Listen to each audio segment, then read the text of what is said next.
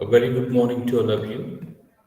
In this lecture, as I mentioned earlier, we shall be talking about subaltern studies, which is unit number 3 of your syllabus. Under this unit, you'll be studying two contributors to this field of subaltern studies.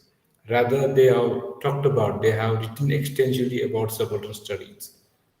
The first scholar that you're going to study is Deepesh Chakrabarti, and the second one is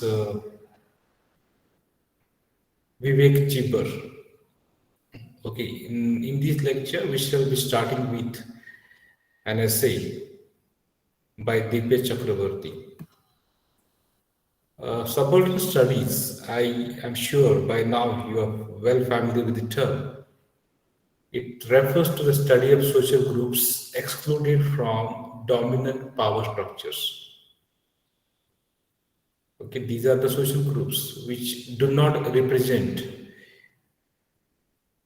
in the dominant power structures. So these groups can be, the groups which are excluded from what we call the power structures, as I mentioned earlier, in terms of their socioeconomic condition, in terms of the languages that they speak. So the factors like colonial, neo-colonial factors, socioeconomic, patriarchal, linguistic, cultural, racial, etc., can be responsible for this kind of exclusion. Okay, exclusion means they are not included in the power structure. They are excluded. That's what we understand by it. Now, it was started by a group of scholars, including Ranjit Guha. Okay, so Deepesh Chakraborty's essay takes survey of the development of suburban studies in South Asia. So it was started suburban studies group or collective. These are the terms used to refer to this group. Suburban studies group or suburban studies collective. So it is a group of South Asian scholars who were interested in the post-colonial and post-imperial societies.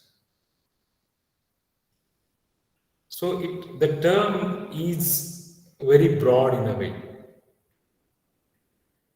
So sometimes it is applied more broadly to others who share many of the views, and they are often considered to be exemplary of post-colonial studies.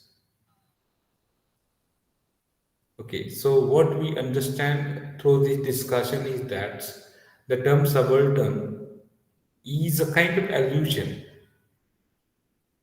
It is an allusion, a reference to Antonio Gramsci's term.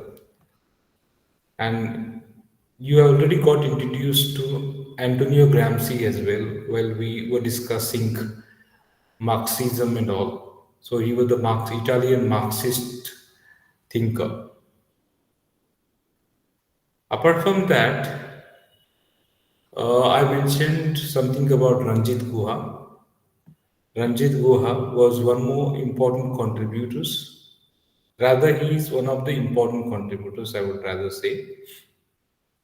He is a historian of the Indian subcontinent, and he has been vastly influential in the subaltern studies group.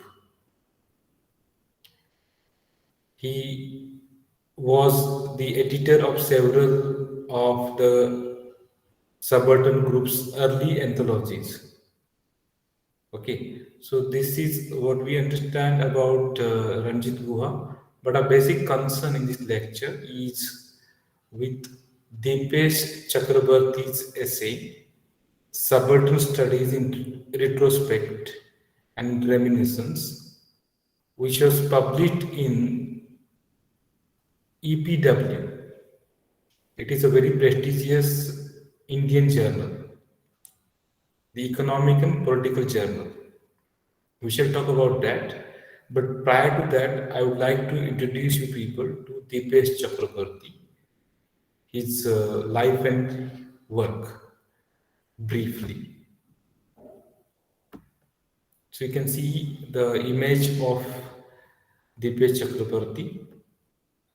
So apart from Partha Chatterjee that you studied, he is one more Bengali person that we are going to study. Dipesh Chakrabarti is an Indian historian who has made contributions to post-colonial theory and subaltern studies. He was born on 15th December, which means coincidentally, we have started his essay today, a day before his birthday. So he was born on 15th December 1948 at Kolkata. He was educated from the University of Calcutta, the Australian National University, Presidency University, and Andrews High School. So these are his alma maters, we can say, the places where he got his education. He attended Presidency College of the University of Calcutta, where he received his undergraduate degree in physics. So you can see, means he did his BSc, and then later he did his postgraduate diploma in management from Indian Institute of Management, Calcutta, IIM, a very prestigious institute for management studies. Later, he moved on to the Australian National University in Canberra, from where he earned a PhD in history. Of course, he did his PG in history after doing his BSc or his undergraduation in physics. He is currently the Lawrence A. Kimpston Distinguished Service Professor of History, South Asian Languages and Civilizations and the College at the University of Chicago. He was a visiting faculty at the Center for Studies in Social Sciences, Calcutta. Further, he was a member of the Subaltern Studies Collective, SSC or SSG. These are the abbreviations used to refer to these groups. And recently, he has made an important contribution to the intersections between history and post-colonial theory.